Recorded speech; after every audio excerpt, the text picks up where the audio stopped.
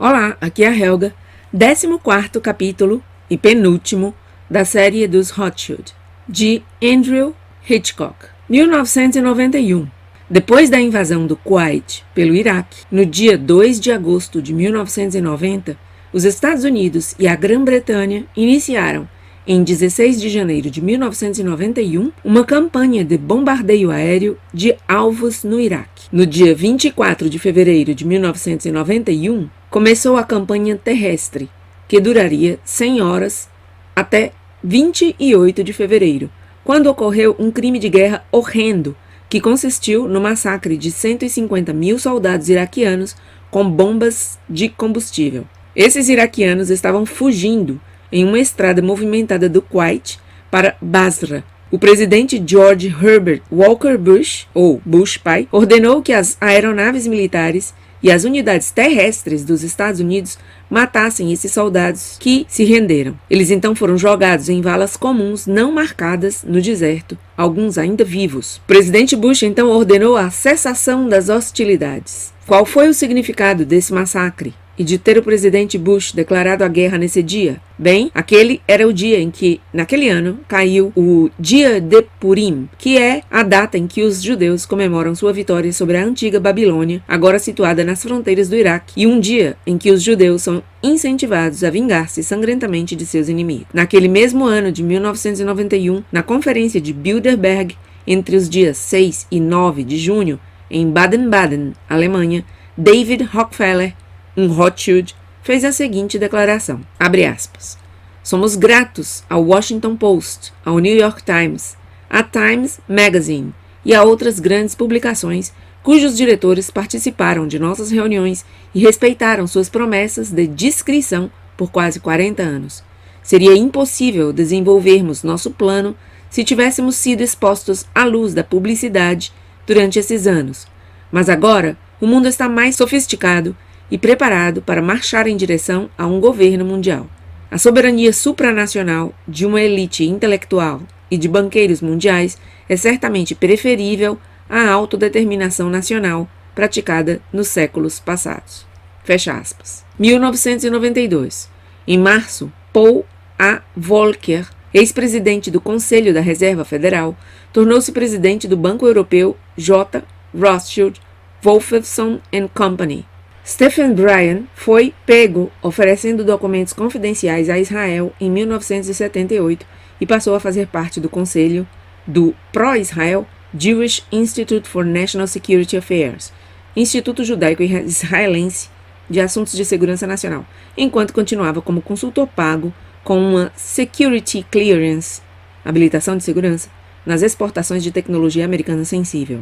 Ainda em 1992, em seu livro The Samson Option, Seymour M. Hersh escreve: as informações de inteligência ilicitamente obtidas estavam voando tão volumosamente do LACAM para a inteligência israelense que um codinome, Jumbo, foi adicionado às marcações de segurança já existentes nos documentos. Havia ordens estritas, lembrou Ari Ben Menashe, de que qualquer coisa marcada como Jumbo não deveria ser discutida com os colegas americanos. LACAM era uma unidade secreta de inteligência israelense, um acrônimo hebraico para Scientific Liaison Bureau. Naquele mesmo ano de 1992, o Wall Street Journal informa que agentes israelenses aparentemente tentaram roubar o sistema de câmeras espiãs aéreas secreto da Recon Optional Incorporation.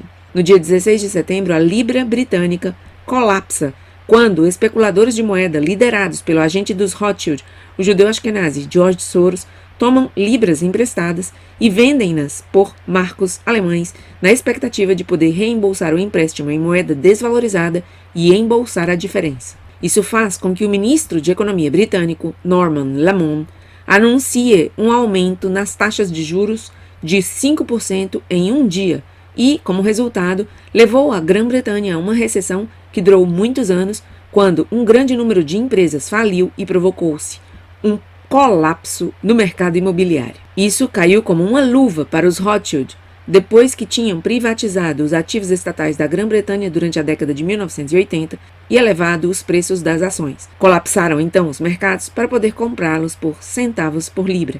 uma cópia exata do que Nathan Mayer Rothschild fez à economia britânica 180 anos antes. Convém lembrar que o ministro de Economia na época, Norman Lamont, antes de ser um membro do parlamento britânico, tinha trabalhado no Banco dos Rothschild, N.M. Rothschild & Sons, onde ingressou depois de estudar economia em Cambridge. 1993, Norman Lamont deixa o governo britânico para retornar a N.M. Rothschild & Sons como diretor, após sua missão de colapsar a economia britânica para lucrar para os Rothschild. O ex-congressista Paul Findlay publica seu famoso livro Deliberate Deceptions, Facing the Facts About the U.S.-Israeli Relationship, que poder-se-ia traduzir como Enganos Deliberados, enfrentando os fatos sobre o relacionamento de Israel com os Estados Unidos. Nesse livro, ele lista as 65 resoluções dos membros das Nações Unidas contra Israel no período de 1955 a 1992 e os 30 vetos dos Estados Unidos em nome de Israel que, se não tivessem sido realizados, teriam feito com que Israel tivesse 95 resoluções contra si naquele momento. Não importa. Mesmo com o fantoche de Israel, os Estados Unidos, ajudando Israel a aterrorizar os outros, as 65 resoluções aprovadas contra Israel são mais do que todas as resoluções aprovadas contra todos os outros países juntos. Não que Israel se importe muito com as opiniões das Nações Unidas, quando você considera que menos de 2 semanas depois do ataque de Israel ao USS Liberty, um ataque planejado para afundar o Liberty e culpar o Egito, levando os Estados Unidos a uma guerra com esse país em nome das mentiras israelenses, lembre-se do lema do Mossad, por via do engano farás a guerra, o ministro das Relações Exteriores de Israel, Abba Eban, declarou ao New York Times em 19 de junho de 1967 sobre as Nações Unidas o seguinte, abre aspas, se a Assembleia Geral votar por 121 votos contra 1 a favor de Israel, retornando às linhas do armistício pré-fronteiras de junho de 1967, Israel recusar-se-á a cumprir essa decisão. Fecha aspas. Naquele mesmo ano de 1993, a Liga Antidifamação, a ADL, é flagrada realizando uma operação de espionagem maciça contra os críticos de Israel, árabes americanos, San Francisco Labor Council, ILWU Local 10, Oakland Educational Association, NAACP, Irish Northern Aid, International Indian Treaty Council, Asian Law Caucus e a Polícia de São Francisco. Os dados coletados foram enviados para Israel e, em alguns casos, para a África do Sul. A pressão das organizações judaicas força a desistência do processo criminal, mas a ADL decide entrar com uma ação civil por uma quantia em dinheiro não revelada. 1995. O ex-cientista de energia atômica Dr. Kitty Leroy afirma que os Rothschild controlam 80% do abastecimento mundial de urânio, o que lhes dá o monopólio da energia nuclear. O Defense Investigative Service, Serviço de Investigação de Defesa, coloca em circulação um memorando de advertência aos empreiteiros militares norte-americanos que dizia o seguinte, abre aspas, Israel coleta agressivamente tecnologia militar e industrial americana, fecha aspas. O relatório afirma que Israel obtém informações usando alvo étnico, engrandecimento financeiro e identificação e exploração de fragilidades individuais dos cidadãos americanos. 1996.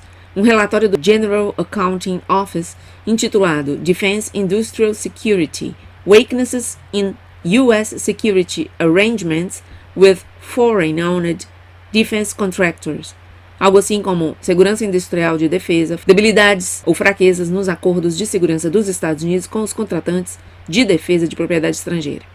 Descobriu o relatório que, de acordo com fontes da inteligência, um país A, identificado pelas fontes de inteligência como Israel no Washington Times do dia 22 de fevereiro de 1996, conduz a mais agressiva operação de espionagem contra os Estados Unidos entre todos os aliados do país. O jornal Jerusalem Post, do dia 30 de agosto de 1996, citou o relatório como Classified Military Information and Sensitive Military Technologies are high priority targets for the intelligence agencies of this country.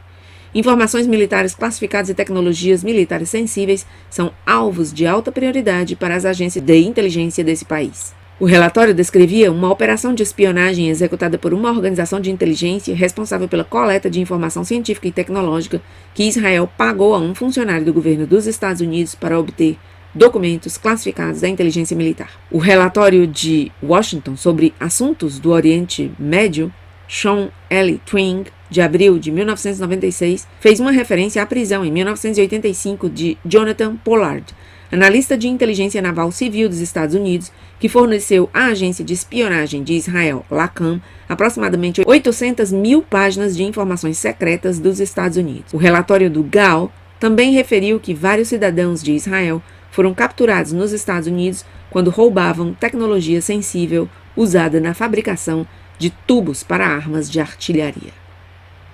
E assim termina esse 14º e penúltimo capítulo da saga dos Rothschild. Nada mais pelo momento, obrigada por estar aí e até meu próximo vídeo.